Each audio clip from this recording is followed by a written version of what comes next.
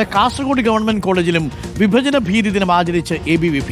Placard ഉയർത്തിയാണ് വിദ്യാർത്ഥികൾ വിഭജന ഭീതി ദിനം ആചരിച്ചത്. വിഭജനത്തിന്റെ ഓർമ്മകൾ വരും തലമുറ മറക്കാതിരിക്കാൻ വേണ്ടിയാണ് ദിനം ആചരിച്ചതെന്ന് ABVP യൂണിറ്റ് സെക്രട്ടറി ശിവരൂപ് പറഞ്ഞു. നമുക്ക് കേൾക്കാം. ഗവർണർ പറഞ്ഞുകൊണ്ട് മാത്രമല്ല ഇതിൻ്റെ പ്രസക്തി എത്രത്തോളം ഉണ്ട് എന്നുള്ളത് പൊതുസമൂഹം അറിയേണ്ടതുണ്ട്.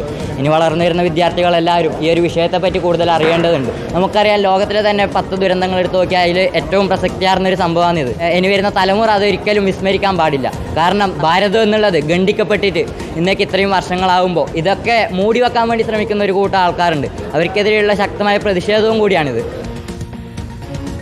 മൂടി വയ്ക്കാനാ ആര്? അർച്ചന രവീന്ദ്രനുണ്ട് കൂടുതൽ വിവരങ്ങളുമായി. അർച്ചന രവീന്ദ്രൻ, ABVPയുടെ പ്രതിഷേധം നമ്മൾ കണ്ടു. കാസർഗോഡ് കേന്ദ്ര സർവകലാശാലയിൽ പ്രതിഷേധം കണ്ടു. ഇപ്പോൾ ഇതാ ഇവിടെ ഗവൺമെന്റ് കോളേജിലുമുണ്ട്. കുറച്ചധികം വിദ്യാർത്ഥികൾ പങ്കെടുത്തു അല്ലേ? തടയാനൊന്നും SFI KSU ഒന്നും വന്നില്ലല്ലോ അർച്ചന?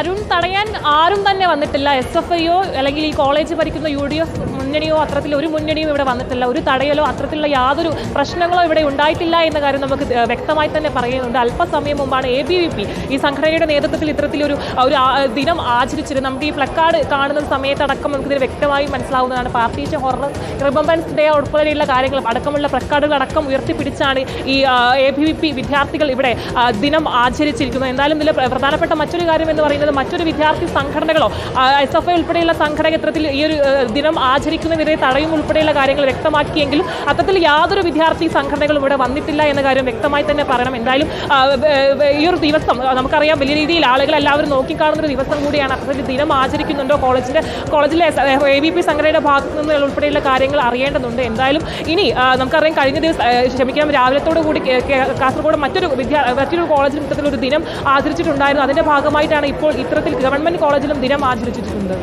അരുൺ. ഓക്കെ, അർച്ചന രവീന്ദ്രനാണ് വിവരങ്ങൾ നൽകിയത്.